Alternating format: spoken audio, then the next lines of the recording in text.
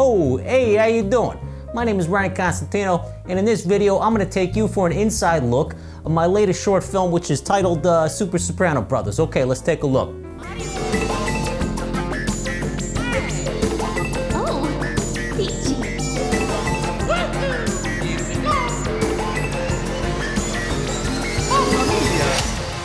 What's up, everybody? Thanks for joining me for another behind-the-scenes look on one of my short films. This time it's for Super Soprano Brothers.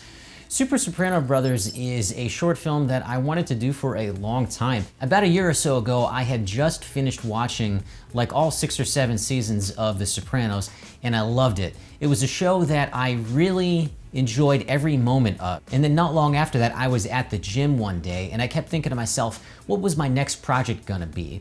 And at the same time, I kept thinking about how much I enjoyed watching The Sopranos just recently. And then at one point I thought to myself, well, wait a second, Mario and Luigi are 2 Italians that are going through their life, doing their thing in their world.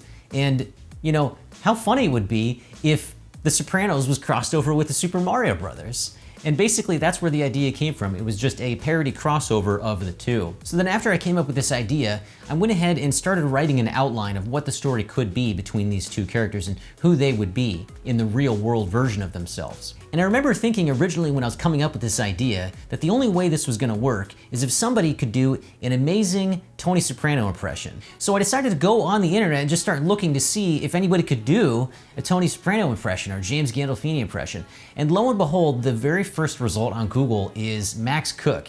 And he had uploaded a video like 9 years ago of him doing an impression of James Gandolfini, and I saw it and thought, wow, this is amazing. This is it. This is the guy that has to do this part. So I wrote the script. It ended up being about 7 or 8 pages long, and I remember sitting on it for a while thinking how I was gonna go about choosing my locations and casting the rest of the people in this little ensemble. Eventually, after I had the script in a form that I was really happy with, I contacted Max and I said, hey, look, I've got this short film. I want you to do it. He read it, he loved it, he was on board right away, and from that point on, the rest of the pieces just kind of fell into place. We casted a bunch of people for the different characters in this short. We got Liz to do the Princess Peach. We casted Shelly, which is somebody I've worked with before on a previous 48-hour project. We got her to do Princess Daisy. And then we casted Carmen, which is another person that I worked with on a web series many years ago, another fantastic actor.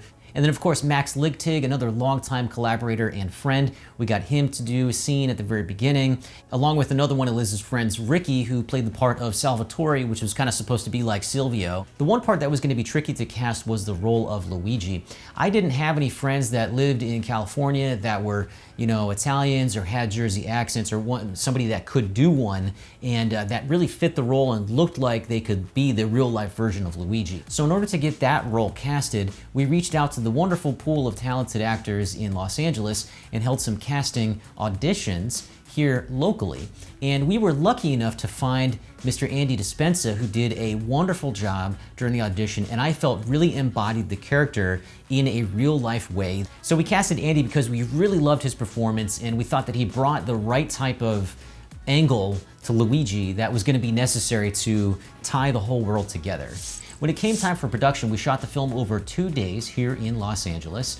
Actually, that's not entirely true. We shot 3 days because I did about an hour or so with Max Cook. We were driving around in an SUV, trying to get some, you know, landmarks of Los Angeles and get that really iconic intro that the Sopranos is known for with, you know, Mario driving around with a cigar. And I think that turned out really great. There's this fantastic house in the middle of the Hollywood Hills, which is called like the Beechwood Castle or something like that.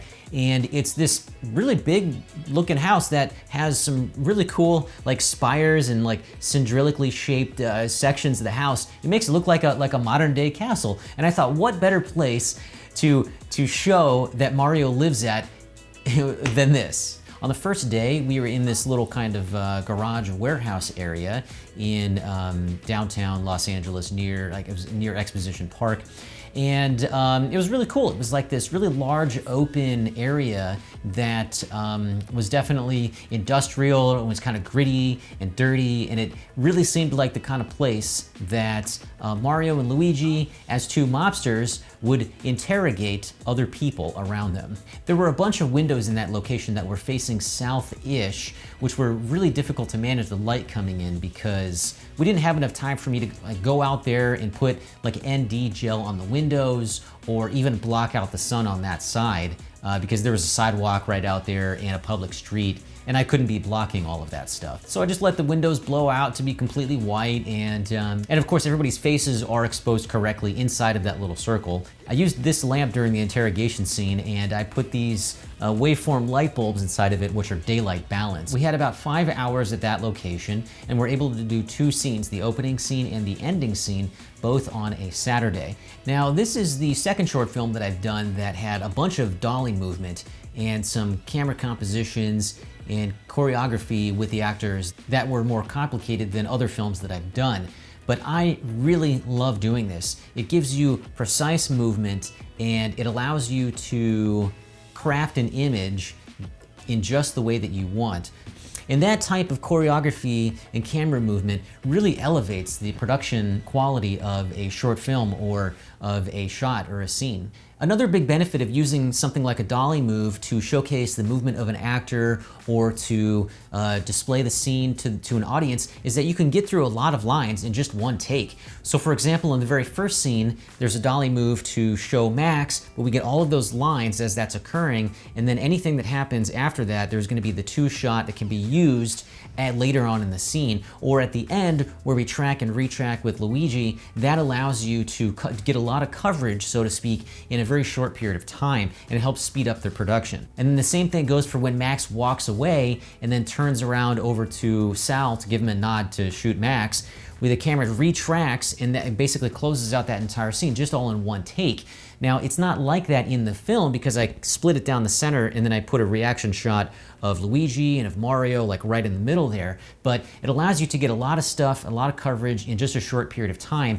We only had 5 hours to shoot 2 scenes, and it might sound like a lot, but when you have 4 people in that first scene, to get coverage of everybody individually takes a lot of time and a lot of planning. I spent a couple of days drawing storyboards specifically for these reasons, because you need to be able to keep track of in your head where everybody is in the scene. And if the camera was like this, you don't want to go across that 180 line between the 2 people that are talking to each other, or you can kind of confuse the audience if it's not in the right way. So I drew storyboards for basically every shot in the entire film, and I think that it shows. And on the second day of shooting, we were at a very beautiful house. It was just one location that doubled as 3. So the front room of this location was where we did the therapy scene, and then in the kitchen of that same house is where we did the scene between Mario and Daisy, and they were arguing. And then just right around the corner where the living room is, that's where we did the scene between Daisy and Luigi. And it was really beneficial to be able to use one location to shoot 3 different places, because it would have taken way too long or been way too complicated to move an entire film crew to 3 different locations in a single day. Or even worse, if you had to split it up into 3 days, it would have ended up costing 3 times as much. And then some of the things that I did to try to make it look like it was 3 separate locations was change the lighting, the color grading, and the sound. When you use these 3 techniques together, you can take one location and make it look like 3. And then so the third day was when I was in the car with Max and he was driving around, and I got all those little video clips of him, you know, smoking a cigar, kind of like that iconic intro to The Sopranos. That was a lot of fun too. And then when it came to post-production, this is the first time I've ever done a 4K finish for a film, and inserting the VFX into it was a lot of fun as well.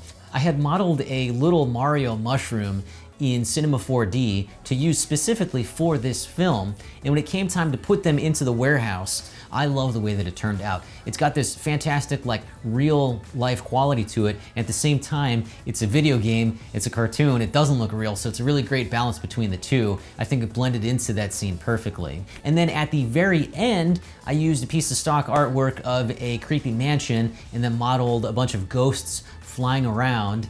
And that was the background for when Andy was standing in front of a green screen, and then I comped him into that mansion at the end of the first shoot day. It was kind of funny because when we put him up in front of the green screen, I sat there and I was like, oh my God, you have a green hat and we're shooting you on green screen. This is not gonna work. So what I had him do was take the hat off and like throw it down, so that way I wouldn't have to rotoscope his head or his hat for the entirety of the shot, because I knew that if I was gonna, key it out on green screen, his hat would disappear. This was also a film that is a lot different than some of the other films that I've made. And I feel like I say that every time I do a director's commentary like this, but it's true pretty much every time. I always like to do different things and push the boundaries of the things that I know and the things that I want to learn. And in this case, the blocking and the camera movement were there to serve the characters and what the characters were saying and the plot of the film, as opposed to making it look more extravagant. Most of these shots are static on one character while they're talking,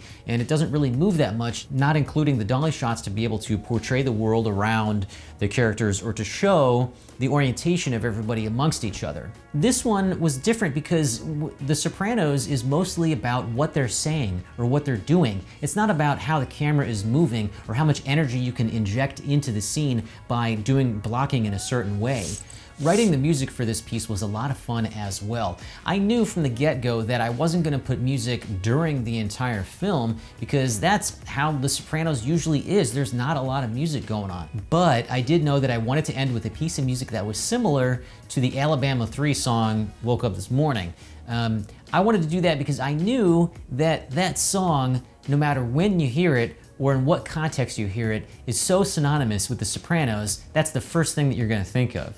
However, I couldn't use the actual song Woke Up This Morning by Alabama 3 because my video would get flagged for copyright, or I don't know. I started out with a MIDI file of the song Woke Up This Morning by Alabama 3 and brought that into Logic Pro 9 and took apart the instruments and found the bass line and used their song as a jumping off point to create a new but similar track for Super Soprano Brothers. And being that this is a comedic parody crossover, I decided to take actual samples from various Super Mario games and put that in there as well, just for the extra icing on top.